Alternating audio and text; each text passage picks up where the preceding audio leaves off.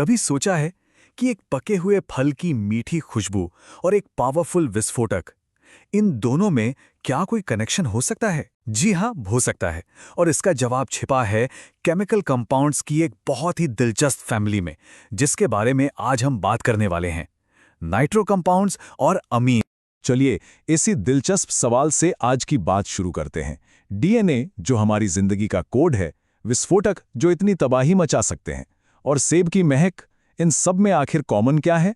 ये सवाल हमें सोचने पर मजबूर करता है कि कैसे कुछ केमिकल बिल्डिंग ब्लॉक्स हमारी दुनिया में इतने अलग-अलग कमाल कर सकते हैं। तो आगे बढ़ने से पहले एक नज़र डाल लेते हैं कि आज हम क्या-क्या कवर करने वाले हैं। हम शुरुआत करेंगे नाइट्रो कंपाउंड्स के इंट्रोडक्शन से, फिर हम उनकी बनावट और टाइप्स को समझेंगे। उसके बाद हम मिलेंगे अमीन से, जानेंगे कि उन्हें कैसे बनाया जाता है और वो कैसे रिएक्ट करते हैं। और आखिर में हम सब कुछ रिवाइज करेंगे। तो चलिए शुरू करते हैं। ठीक है, तो शुरू करते हैं हमारे पहले सेक्शन से, नाइट्रो कंपाउंड्स का परिचय। इनको आप ऐसे समझ सकते हैं कि ये कुछ सबसे ज़रूरी मॉलिक्यूल्स के फंडामेंटल बिल्डिंग ब्लॉक्स हैं। तो सबसे पहले ये नाइट्रो कंपाउंड्स होते क्या हैं? देखिए, बहुत आसान है। ये ऐसे ऑर्गेनिक कंपाउंड्स होते हैं जिनमें एक खास हिस्सा जुड़ा होता है, जिसे कहते हैं नाइट्रो ग्रुप या -NO2। घबराइए मत, इसे हम स्टेप बाय स्टेप और आसानी से समझेंगे। तो स्क्रीन पर देखिए, ये है वो स्पेशल ग्रुप जिसकी हम बात कर रहे थे। ध्यान से देखिए कैसे एक नाइट्रोजन एटम दो ऑक्सीजन एटम्स के बीच बिल्कुल एक सैंडविच की तरह है ना। बस यही छोटा सा अरेंजमेंट नाइट्रो कंपाउंड्स को उनकी अनोखी प्रॉपर्टीज देता है, फिर चाहे वो विस्फोटक बनाने के काम आए या कोई अच्छी सी खुशबू। अच्छा, यहाँ एक छोटा सा लेकिन बहुत ज़रूरी अंतर समझना ज़रूरी है, अल्काइल नाइट्राइड और नाइट्रो एल्केन के बीच। सोचिए कि नाइट्राइड्स में ऑक्सीजन एक पुल की तरह काम करता है जो बाकी के मॉलिक्यूल को जोड़ता है, लेकिन नाइट्रो एल्केन में नाइट्रोजन सीधा कार्बन से जुड़ता है, जैसे कोई चाबी ताले में लगती है। ये छोटा सा फर्क इनके काम करने के तरीके को पूरी तरह बदल देता है। तो अब हम ये तो जान गए कि नाइट्रो एल्केन्स क्या हैं। चलिए अब देखते हैं कि इनको अलग अलग कैटेगरी में कैसे बांटा जाता है। ये बिल्कुल वैसा ही है जैसे हम अपनी अलमारी में कपड़े सेट करते हैं। एक बार सिस्टम समझ आ गया तो सब आसान हो जाता है। तो इनमें फर्क कैसे पता करते हैं? बहुत आसान है, बस ये देखना है कि जिस कार्बन से नाइट्रो ग्रुप जुड़ा है वो कार्बन आगे कितने और कार्बन एटम से जुड़ा है। अगर एक कार्बन से जुड़ा है तो वो प्राइमरी है, दो से जुड़ा है तो सेकेंडरी, और अगर तीन से तो बिल्कुल सही, टर्शियरी। देखा कितना सिंपल है। अब यहाँ एक बहुत ही दिलचस्प चीज होती है जिसे रेजोनेंस कहते हैं।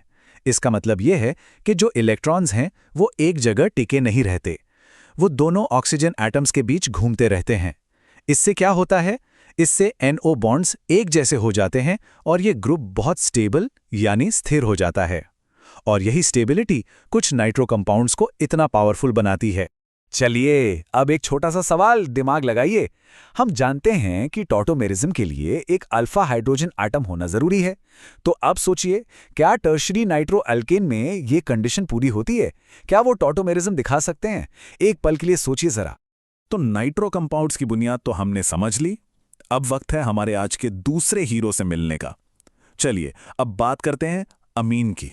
तो अमीन क्या है? बहुत सिंपल तरीके से कहें तो ये अमोनिया के डेरिवेटिव्स हैं। अमोनिया यानी NH3 को आप एक पेरेंट मॉलिक्यूल समझिए। जब इस अमोनिया में से एक या एक से ज़्यादा हाइड्रोजन एटम्स को हटाकर उनकी जगह कोई कार्बन ग्रुप लगा देते हैं तो जो नया कंपाउंड बनता है उसे अमीन कहते हैं। देखिए यहाँ बिल्कुल साफ दिख रहा है, एक तरफ है अमोनिया NH3, दूसरी तरफ हमने एक हाइड्रोजन को R ग्रुप से रिप्लेस कर दिया।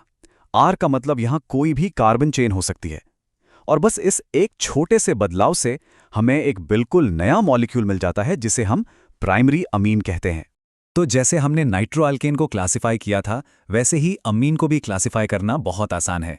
ये इस बात पर डिपेंड करता है कि अमोनिया के कितने हाइड्रोजन एटम्स रिप्लेस हुए हैं। अगर एक हाइड्रोजन रिप्लेस हुआ तो प्राइमरी अमीन, दो हुए तो सेकेंडरी अमीन, और अगर तीनों हाइड्रोजन रिप्लेस हो गए तो उसे कहते हैं टर्शियरी अमीन। बिल्कुल लॉजिकल है ना? अच्छा, तो अब हमें पता है कि अमीन क्या होते हैं और उनके टाइप्स क्या हैं। सवाल यह है कि इन्हें बनाया कैसे जाता है। चलिए एक बहुत ही कॉमन मेथड देखते हैं जिसे कहते हैं हॉफमैन मेथड। ये सुनने में थोड़ा कॉम्प्लिकेटेड लग सकता है, पर चिंता मत कीजिए, ये एक बहुत ही simple step by step process है। हम शुरू करते हैं अमोनिया से। जब ये अल्काइल हैलाइड से रिएक्ट करता है तो बनता है प्राइमरी अमीन।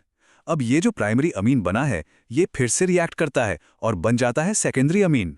और फिर से वही प्रोसेस, सेकेंडरी अमीन रिएक्ट करके बनाता है टर्शरी अमीन। आखिर में हमें क्वाटरनरी अमोनियम सॉल्ट मिल जाता है। इसे आप लेगो ब्लॉक्स की तरह समझ सकते हैं। हम बस एक के बाद एक ब्लॉक जोड़ते जाते हैं और स्ट्रक्चर बड़ा होता जाता है। ठीक है, अमीन बनाना तो हमने सीख लिया। अब ये देखते हैं कि ये केमिकल्स रिएक्ट कैसे करते हैं, इनका बिहेवियर कैसा होता है। किसी केमिकल के रिएक्शंस को समझना बिल्कुल एक नए दोस्त को जानने जैसा है। एक बार आप उसकी पर्सनैलिटी समझ गए तो आप अंदाज़ा लगा सकते हैं कि वो अलग अलग सिचुएशन में कैसा बिहेव करेगा।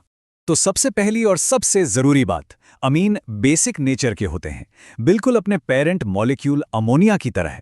ऐसा क्यों? क्योंकि इनके नाइट्रोजन एटम पर एक लोन पेयर ऑफ इलेक्ट्रॉन्स होता है। ये इलेक्ट्रॉन्स वो आसानी से डोनेट कर सकते हैं, और केमिस्ट्री में जो आसानी से इलेक्ट्रॉन पेयर डोनेट करे वो बेसिक होता है। ये उनकी सबसे बड़ी पहचान है। अब एक बहुत ही काम का टेस्ट देखते हैं। इससे हम प्राइमरी, सेकेंडरी और टर्शरी अमीन में फर्क पता कर सकते हैं।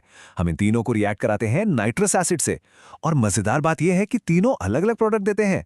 प्राइमरी अमीन देगा अल्कोहल, सेकेंडरी अमीन देगा नाइट्रोसोअमीन, और टर्शरी अमीन देगा try alkyl ammonium nitrate salt. तो प्रोडक्ट देखकर ही हम बता सकते हैं कि शुरू में कौन सा अमीन था।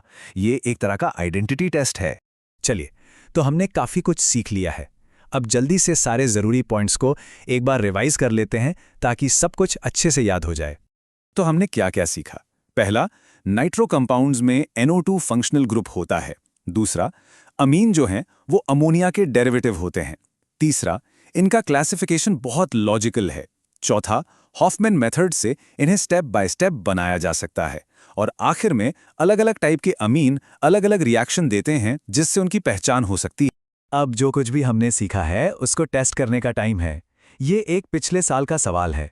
ध्यान से पढ़िए और सोचिए कि इसका सही जवाब क्या हो सकता है। तो हमने जो भी आज पढ़ा ये सिर्फ किताबी बातें नहीं हैं। जैसा कि यहाँ लिखा है, अमीन हमारे शरीर में न्यूरोट्रांसमीटर का काम करते हैं, पौधों में मिलते हैं, हमारे DNA का हिस्सा हैं, और इंडस्ट्री में तो इनका बहुत इस्तेमाल होता है। तो आखिर में एक सवाल के साथ इस चर्चा को खत्म करते हैं। सोचने वाली बात है कि कैसे एक मॉलिक्यूल में सिर्फ एक एटम बदल देने से, जैसे ऑक्सीजन की जगह नाइट्रोजन लगा देने से, हम इतनी अलग अलग चीजें बना सकते हैं।